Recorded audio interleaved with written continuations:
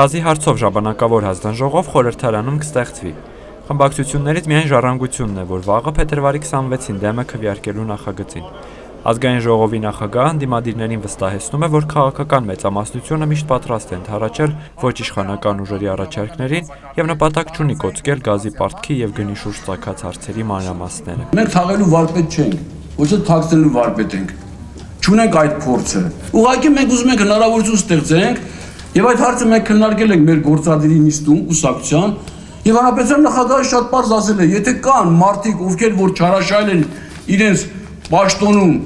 եւ զբաղվել են ապօրինությունով, պետք է պատասխան տան։ Ազգային ժողովում արտահերթ կարգով քննարկվող մյուս հարցը Նաիրիդ գործարանի շուրջ ծագած խնդիրներ ուսումնասիրելու համար ժամանակավոր հանձնաժողով ստեղծելու հարցն էր։ Անցաչափած տնտեսական հարցերի մշտական հանձնաժողովը բացասական եզրակացություն էր տվել նախագծին։ Դաշնակցությունն էլ հարցը արտահերթ կարգով մտցրել իր օրակարգ։ Լիագումար նիստին Արծվիկ Մինասյանի փաստարկները ելի չհամոզեցին Վարդան Այվազյանին։ Արդյոք Նաիրիդը վերագործարկվելու է։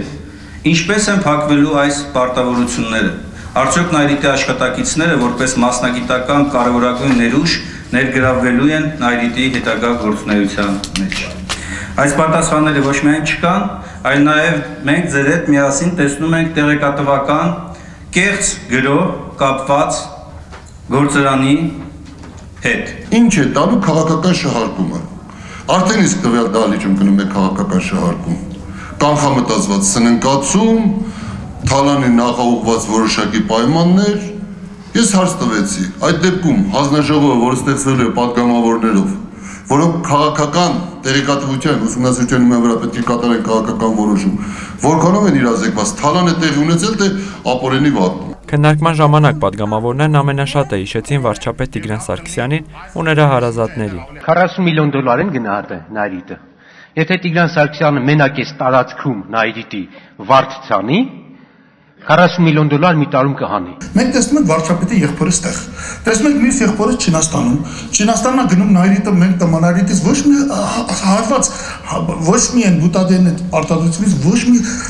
հաստոր չի հանվել։ Գնում է դառնում այնտեղ գործարան։ Վարչապետի Սանիկը ֆինանսների նախարարը դառնում է հանրապետության ֆինանսների նախարար։ Մեկը վարչապետը, մյուսը Սանիկը դառնում է ֆինանսների նախարար, կոնֆլիկտ չկա։ Ֆինանսների նախարարը դառնում է հանրապետության գլխավոր ֆինանսական հաշտարկինը ֆինանսների նախարարի։ Լսեք, վերջ տվեք այս պատմությունները։ Մենք ունենք առնվազն 3 ծիկ արտասահմանից բացած հանումները, որի կարիքը մենք չունենք, իբր թե մեզ ձրի վարկ են տալի։ Վարչապետի հարազատներն աշխատելու համար։ Գնացեք պաշտպանեք, ինչ եք ուզում, մայդա։ Վարչապետի փոխտնօրեն եղբայրը պիտի 42 միլիոն վերջնահաշիվ ստանա, իդեպ, որը չի երկել Նաիրիտի մամուլի ծառայությունը ասելով, այո, ստացել է, բայց կներեք 42 միլիոն դրամ չի եղել, մի քիչ պակաս է եղել, լավ, թող շատ ավելի պակաս լինի, 20 միլիոն դրամ լինի, իսկ 2500 աշխատողներ ամեն օր կռիվ են տալիս ամսական 100-150 հազար դրամ ստանալու համար, դա է քաղաքական շահարկում։ Մինչ դրսում բողոքում էին այրիցիները, քննարկմանը միջամտեց խորհրդարանի ղեկավարը։ Ոնց որ բարձր գոռալու